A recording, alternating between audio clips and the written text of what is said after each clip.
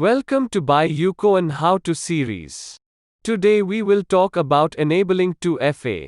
To enable 2FA, you need to install Google Authenticator app on your smartphone, or you can refer the link given in the description.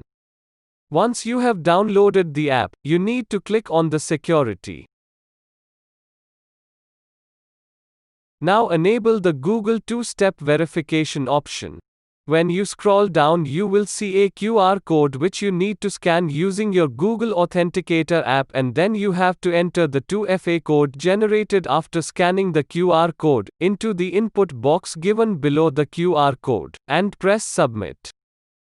After that, you need to enter an OTP which you have received on your registered email address.